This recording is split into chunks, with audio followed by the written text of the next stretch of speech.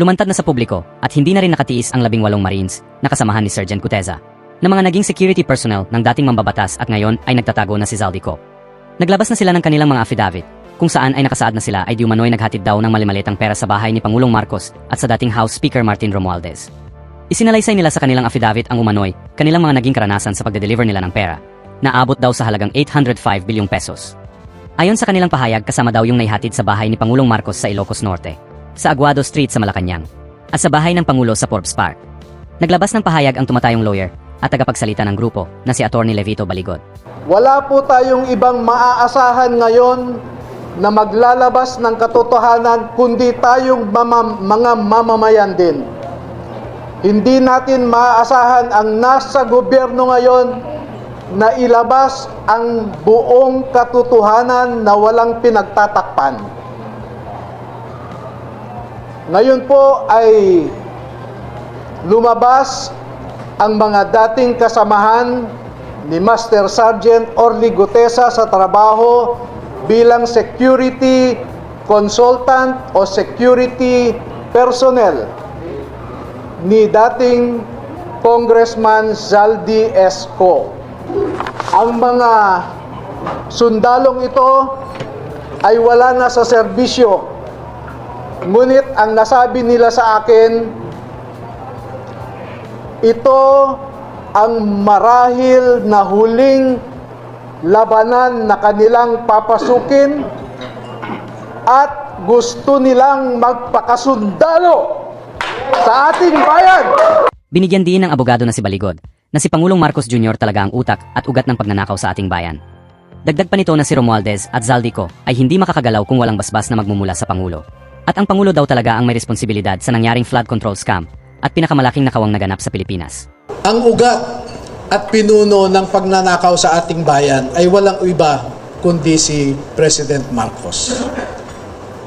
At hindi gagalaw si Speaker Romualdez o si Zaldico na walang pahintulot kay PBBM.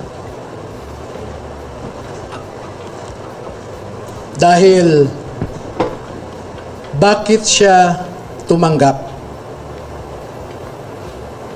ng mali-malitang pera? Hindi ba siya nagtanong saan galing ito o para saan ito? I hold him responsible because being the chief executive, being the head of the executive branch, he is the chief implementer of laws. Ayon pa sa affidavit ng mga dating sundalo, mula daw umano noong September ng taong 2022 hanggang sa kalagitnaan ng 2025, ay 3 hanggang 4 na beses kada linggo ang delivery sa bahay ng Pangulo at ni Romualdez. Umaabot daw di umano ng hanggang 52 na maleta. Ayon pa sa abogado noong time ni Napoles, umabot lang ang nakawan sa kaban ng bayan sa halagang bilyon lang. Pero sa panahon ni Marcos Jr. ay umaabot ng trilyong piso ang nakulimbat ng mga kawatan sa gobyerno. Kahit daw ang ICC ay sabit din sa nangyaring anomalya. Dahil sa ang perang ginamit, papunduhan ang ICC ay galing sa perang ninakaw ng mga politikong kawatan. I-deliver nila, umaabot ng 805 billion pesos. Nung Napoles, tens of millions lang o billions, no?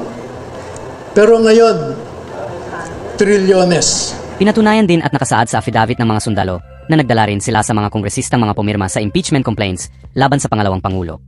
Sinabi ng abogado na nakadetalye sa isinumiting affidavit kung sino-sino mga kongresman ang nakinabang ng husto sa perang nakaw na nagmula kay Zaldico at Martin Romualdez. Ka-detalye po dito sa affidavit nila na may dinalang pera para sa mga pumirma. Sa Townhouse Units 8 and 9, Polo Club, Manila Polo Club Townhouse, Units 8 and 9, Forbes Park. Paano mo naman ngayon yan ipapaliwanag, Pangulong Marcos? Hindi mo ba inaasahan na lalabas ang mga sundalong ito? Kahit gaano mo pa sila takutin. Kahit itago pa si Guteza, hindi mo sila matatakot. Sundalo ang mga yan. Lalo pa at dating mga Marines. Exposed sila sa mga ganyang sitwasyon. Ano na namang drama ang ilalabas mo at ipapahayag mo sa mga taong bayan? Papasinungalingan mo na naman ba ang mga sundalo na yan? Na kung saan ay nagtutugma sa lahat ng pahayag ng dati nilang kasamahan na si Guteza. So, ang ibig sabihin totoo nga lahat ng sinabi ni Guteza. Kaya pala pilit na sinira ang kredibilidad at reputasyon ni Master Sergeant Guteza Dahil sa ito pala yung totoo na direkta talagang magtuturo sa Pangulo at kay Romualdez. Pagpapatunay lang talaga na sina Lacson, Soto, at ang mga Tulfo ay siyang defender ng Pangulo sa Senado. Isa pa itong mga mambabatas sa mababang kapulungan o Kongres. Kaya pala mas maraming bumoto na pabor sa impeachment ni VP Sara, kasi nabayadan na pala ang kanilang mga boto. Kaya wala ka talagang asahan sa mga hearing sa Kongreso pagdating sa impeachment ni VP Sara. Ibig sabihin automatic na naman yan napapasa dahil nga bayad na ang kaamihan sa kanila. Tama ang abogado ng mga sundalo na ito, wala talagang silang pagdadalhan ng mga kasolaban sa Pangulo at kay Romualdez. Kasi hawak nila lahat ng ahensya sa bansa. Hintayin na lang maupo kung mananalo si VP Sara, kung magkakaisa ang mga tao, at kung mag-aklas lang ang mga men in uniform lang pwede mapalitan. At makasuhan ang mga tiwali sa gobyerno. For more video update, please subscribe, like and hit the notification bell.